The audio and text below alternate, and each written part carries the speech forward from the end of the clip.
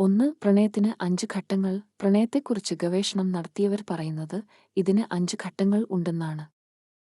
ചിത്രശലങ്ങൾ.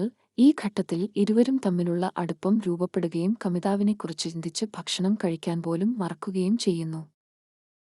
ബന്ധം ശക്തിപ്പെടുന്നത്.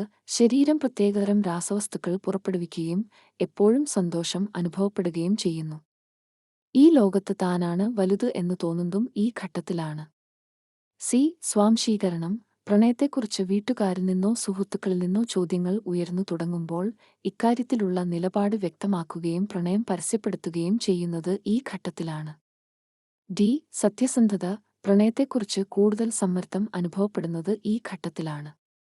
സാമൂഹികമായും കുടുംബപരവുമായ എതിർപ്പുകൾ നേരിടുമ്പോൾ കമിതാവിനെ തള്ളിപ്പറയാതെ ഉറച്ചുനിൽക്കുക. ഉറച്ചുനിൽക്കുക.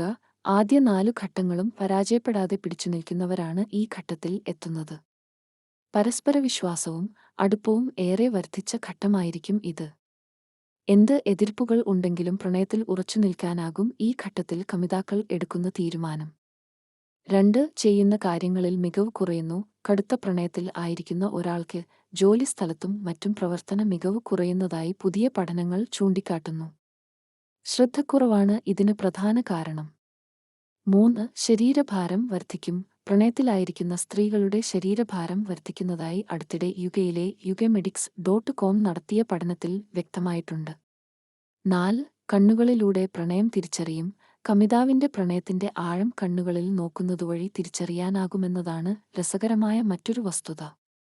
അപരിചിതനായ ഒരാളുടെ കണ്ണെടുക്കാതെയുള്ള നോട്ടത്തിലൂടെ അയാൾക്ക് തന്നോട് പ്രണയമുണ്ടോയെന്ന് തിരിച്ചറിയാനും സാധിക്കുമെന്ന് ഷിക്കാഗോ സർവകലാശാലയിൽ നടത്തിയ പഠനത്തിൽ പറയുന്നുണ്ട്. അതേസമയം അയാളുടെ നോട്ടം മറ്റു ശരീരഭാഗങ്ങളിലേക്കാണെങ്കിൽ അയാൾക്കുള്ളത് പ്രണയമല്ലെന്നും ലൈംഗിക താൽപ്പര്യങ്ങളാണെന്നും വ്യക്തമാകും. 5. ലൈംഗികതയെ നയിക്കുന്നത് പ്രണയ ഹോർമോണ്. ഓക്സിഡോസിന് പ്രണയ ഹോർമോണാണ്. സ്ത്രീകൾക്ക് തങ്ങളുടെ പുരുഷന്മാരിൽ ലൈംഗിക താൽപ്പര്യമുണർത്തുന്നത് ഈ ഹോർമോണ് ആണെന്നാണ് അടുത്തിടെ നടത്തിയ പഠനത്തിൽ പറയുന്നു.